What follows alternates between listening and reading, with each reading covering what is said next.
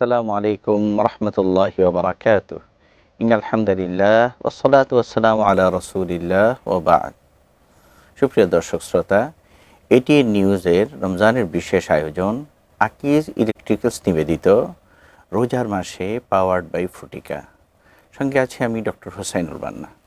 সুপ্রিয় দর্শক শ্রোতা, রাসূল পাক সাল্লাল্লাহু আলাইহি ওয়াসাল্লাম রমজান সম্পর্কে বলেছেন, ওয়াহাদা শাহরুস সাবরি ওয়াল মুওয়াসাত। এটি হচ্ছে ধৈর্যের মাস এবং সহমর্মিতার মাস। এই বিষয় সম্পর্কে আজকে আমরা আলোচনা করব। আজকে এই বিষয়ে আলোচনা করার জন্য আমাদের স্টুডিওতে উপস্থিত হয়েছেন Mufti Mohammad Masud Rizvi, deputy managing director, Best Health Diagnostic Limited. আসসালামু আলাইকুম রহমতুল্লাহি ওয়া বারাকাতুহু। মোহতারাম, কেমন আছেন? আলহামদুলিল্লাহ, আপনি কেমন আছেন? আলহামদুলিল্লাহ, আল্লাহ ভালো রেখেছেন। আমাদের রমজানের যে বিষয়টা, রমজানের মূল আসলে থিম যেটা আমরা চিন্তা করি, জি, এটার মধ্যে রাসূল পাক সাল্লাল্লাহু আলাইহি সাল্লাল্লাহু ওয়াসাল্লাম আলাইহি তো ওয়াসাল্লাম। রমজান আসার আগেই হাদিসের মধ্যে এসছে জি, যে প্রস্তুত করতেন এবং সাহাবা জি, ইকরামকে, এবং একটা দীর্ঘ হাদিস জি। যেখানে রাসূল পাক সাল্লাল্লাহু আলাইহি ওয়াসাল্লাম বলেছেন প্রথম অংশ হচ্ছে রহমতের রহমতের। প্রথম 10 দিন, জি, দ্বিতীয় অংশ হচ্ছে মাগফিরাতের, মাগফিরাত। এবং তৃতীয় অংশ হচ্ছে জাহান্নাম থেকে মুক্তির। জি, এই হাদিসের দেখা যায় একটা অংশে রাসূল পাক সাল্লাল্লাহু আলাইহি ওয়াসাল্লাম বলেছেন, সাল্লাল্লাহু ওয়াহাদা আলাইহি শাহরুস সাবরি ওয়াল মুওয়াসাত। ওয়াল মুওয়াসাত আইবান। এটা হচ্ছে জি, ধৈর্যের মাস এবং জি, সহমর্মিতার মাস। সহমর্মিতার মাস। যে এই যে রাসূল পাক সাল্লাল্লাহু আলাইহি ওয়াসাল্লামের একটি মেসেজ, জি, ধৈর্য এবং সহমর্মিতা, বিশেষ করে সহমর্মিতাটাকে আমরা কিভাবে রমজানে, এটা তো আমাদের একটা প্রশিক্ষণ আসলে, একটি প্রশিক্ষণ মাস। এটি আমরা কিভাবে বাস্তবায়ন করতে পারি? ধন্যবাদ আপনাকে, বিজ্ঞ প্রাজ্ঞ সঞ্চালক। অত্যন্ত চমৎকার একটি বিষয়ের অবতারণা আপনি আজকে করেছেন। দেখুন, আমরা যে বিষয়ে আপনি বলছিলেন, কোরআনুল কারীমে মাহে রমাদানকে কেন্দ্র করে যে আয়াতটি সবচাইতে বেশি প্রণিধানযোগ্য, قال الله سبحانه وتعالى في القرآن القديم أعوذ بالله من الشيطان الرجيم يا أيها الذين آمنوا كتب عليكم الصيام كما كتب على الذين من قبلكم لعلكم تتقون।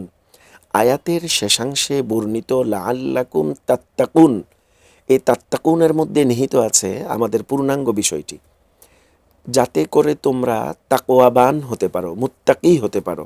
দেখুন, কোরআনুল করিমের শুরুতে সূরাতুল বাকারার প্রারম্ভে আল্লাহ সুবহানাহু ওয়া তাআলা বলছেন, যালিকাল কিতাব লা রাইবা ফি হুদাল লিল মুত্তাকিন। নিশ্চয়ই এই কিতাবটি হলো মুত্তাকিদের জন্য পথ প্রদর্শক, রাহ দেখাবে, রাস্তা দেখাবে। তো কোরআন এবং রমজান পারস্পরিক অত্যন্ত নিবিড়ভাবে জড়িত একটি বিষয়।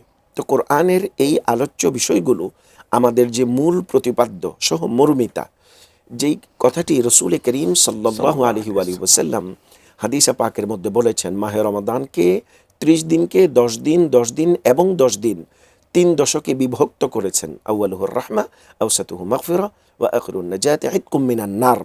জাহান্নাম থেকে মুক্তি লাভের যে প্রক্রিয়া, এই টোটাল প্রক্রিয়া 3টি ভাগে বিভক্ত করার পরে যিনি এই যে কথাটি তিনি বলেছেন, শাহরুস সবর, মাহে রমজান শাহরুল কোরআন, শাহরুল ইবাদা, শাহরুল সবর, শাহরুন আজিম, শাহরুল মুবারাকা।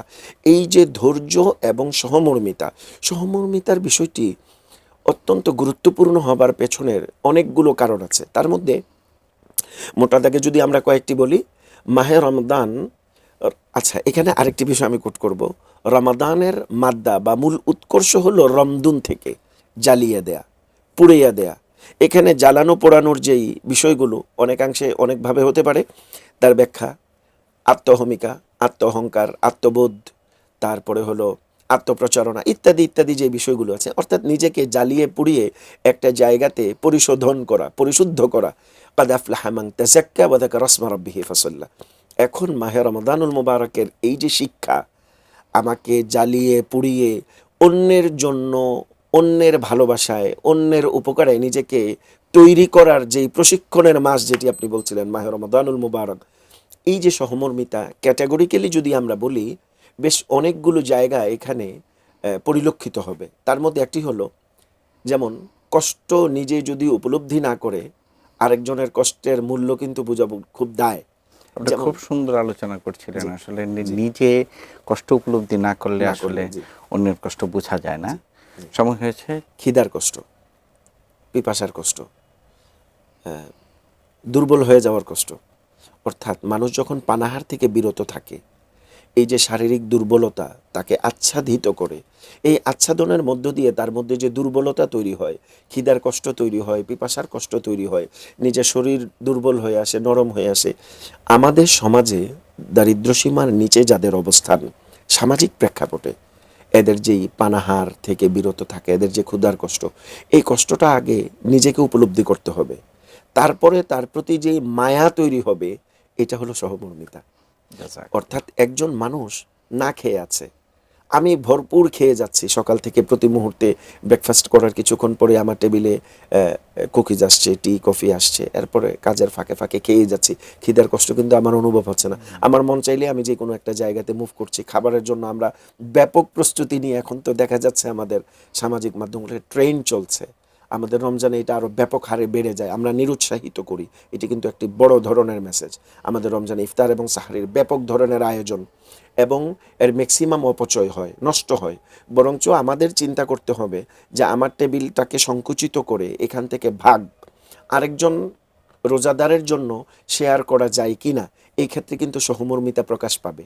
এবং এটাই হবে সত্যিকার অর্থে এবং প্রকৃত অর্থে সহমর্মিতার বাস্তব শিক্ষা।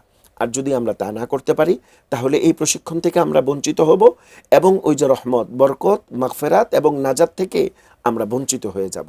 অতএব সহমর্মিতা, ভ্রাতৃত্ববোধ, পারস্পরিক সৌহার্দ্যপূর্ণ আচরণ, সবচাইতে বড় শিক্ষা হলো শাহরুস সবর, আমার ধৈর্যের পরীক্ষা। ইন্নাল্লাহ মাআস সাবিরিন, আল্লাহ রাব্বুল আলামিন কালামে মাজিদে যে কথাটি বারংবার কোট করেছেন, ধৈর্য, ধৈর্য, ধৈর্য, ধৈর্য। এই যে ধৈর্য, খিদায় ধৈর্য, পানির অভাবে ধৈর্য, দুর্বলতায় ধৈর্য, শরীর নিস্তেজ হয়ে আসছে, এইখানে আমার ধৈর্য, আরেকজনের সাথে উচ্চ বাচ্চে ধৈর্য। এই যে প্রতি পদে পদে সকাল থেকে বিরত থাকা, শুধু পানাহার থেকে বিরত থাকা নয়, কামাচার থেকে বিরত থাকা নয়, সকল প্রকার অশ্লীলতা, অসামাজিক কার্যক্রম, সামাজিকভাবে দৃষ্টিকটু এমন সকল বিষয় থেকে নিজেকে বিরত রাখা, এইটাও এক প্রকারের আত্মসংযম। আর এই সকল আত্মসংযমের চূড়ান্ত জায়গাতে আমাকে যে সহমর্মিতার শিক্ষা দিবে, তা একজন প্রকৃত ইনসানে কামেল, মুমিন, দিনদার বান্দা হওয়ার ক্ষেত্রে আমাকে অনুপ্রেরণা যোগাবে।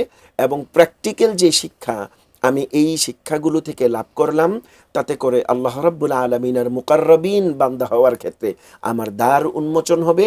এবং রসুল করিম সাল্লাল্লাহু আলাইহি ওয়াসাল্লামের নির্দেশনা মোতাবেক যে শিক্ষাগুলো আছে, এগুলো যখন আমার মধ্যে বাস্তবায়িত হবে, প্রতিফলিত হবে, তখন এর রহমত, বরকত এবং চূড়ান্তভাবে নাজাতের দরজা আমার জন্য উন্মুক্ত হবে। কারণ ওয়াফুতিহাত আবওয়াবুস সামা, রহমতের দরজাগুলো আমার জন্য তখন উন্মুক্ত হবে। এবং এটাই হবে সহমর্মিতার চমৎকার শিক্ষা। জাযাকাল্লাহ। আসলে আপনি যে আলোচনা করছিলেন, ছোট্ট করে উত্তর দিতে হবে। তাহলে সহমর্মিতা অর্জন করার জন্য কি আসলে ধৈর্য হচ্ছে তার আগে একটি আবশ্যক বিষয়, এরকম আবশ্যক বিষয়, এটি চাবিকাঠিও আমরা বলতে পারি। যেহেতু আচ্ছা। শাহরুস সবর বলা হয়েছে মাহে রমাদানকে, রসুল আকরাম সাল্লাল্লাহু আলাইহি সাল্লামের বর্ণিত প্রতিটি শব্দ সুদূর প্রসারী। তিনি এখনকার জন্যই প্রযোজ্য এমন কোনো শব্দ বলেননি। কোরআন যেমন সকল সময়ের জন্য, সকল জামানার জন্য, রসুল করিম সাল্লাল্লাহু আলাইহি সাল্লামের বাণীও সকল জামানার জন্য। জাযাকাল্লাহ। আপনি আমাদের কাছে সময় দিয়েছেন, আপনাকে ধন্যবাদ। জি, ধন্যবাদ আপনাকে এবং এটিএন নিউজ পরিবারকে। জাযাকুমুল্লাহ। সুপ্রিয় দর্শক শ্রোতা, শেষ করছি আজকের আয়োজন। দেখা হবে নতুন কোনো পর্বে ইনশাআল্লাহ। আসসালামু আলাইকুম ওয়া রাহমাতুল্লাহি ওয়া বারাকাতুহু।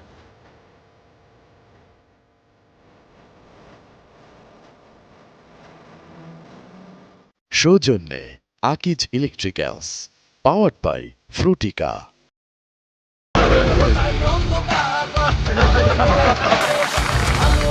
আকিজ এলইডি লাইট, আলোর বন্যায় দূর হোক অন্যায়।